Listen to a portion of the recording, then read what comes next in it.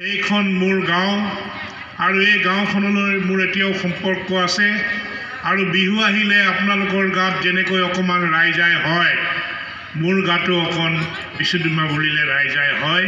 এই কাৰণেই যে যেতিয়াৰ পৰা এই অনুষ্ঠানটো অনুষ্ঠিত হৈ আছে মই প্ৰতিবাৰে এই অনুষ্ঠানত থকাৰ মোৰ সৌভাগ্য হৈছে। গতিকে আজি একচুৱেলি মই কথা ক'ব লাগিব বুলি ভবা নাছিলোঁ। আমাৰ মাননীয় বিধায়ক ডাঙৰীয়া আহিছে, তেখেতে আপোনালোকৰ আগত ধুনীয়াকৈ ক'ব আৰু তৎসত্ত্বেও মোক ক'বলৈ অনুৰোধ কৰাৰ কাৰণে মই দুআষাৰ মোৰ মনৰ ভাৱ প্ৰকাশ কৰিবলৈ লৈছোঁ। আমি ইয়াতে আছিলোঁ 1980 চনত মই ইয়াৰ পৰা হাওৰাঘাট টাউনলৈ আমি শ্বিফ্ট কৰিছোঁ। মোৰ বহু পুৰণা বন্ধু বান্ধৱী ইয়াত আছে, কিন্তু মই বিহুত আহিলে বহুতকে দেখা নাপাওঁ, মোৰ মনত বৰ দুখ লাগে।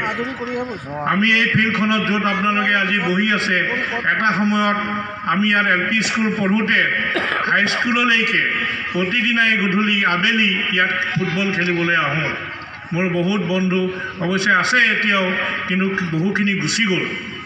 গতিকে মই অলপ নষ্টালজিক হৈ যাওঁ।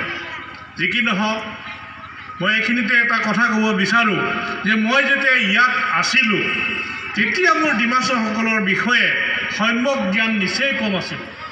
কিন্তু যেতিয়া ইয়াৰ পৰা ওলাই গৈ মই কলেজত পঢ়িবলৈ ল'লোঁ আৰু মই এবাৰ হাফলঙলৈ যোৱাৰ সুবিধা হ'ল, তেতিয়া মই ডিমাছাসকলক নতুনকৈ আৱিষ্কাৰ কৰিবলৈ ল'লোঁ। আৰু তাৰপিছতেই মই ডিমাছাসকলৰ বিষয়ে বিভিন্ন কিতাপ পত্ৰ প্ৰবন্ধ গোটাই পঢ়িবলৈ ল'লোঁ।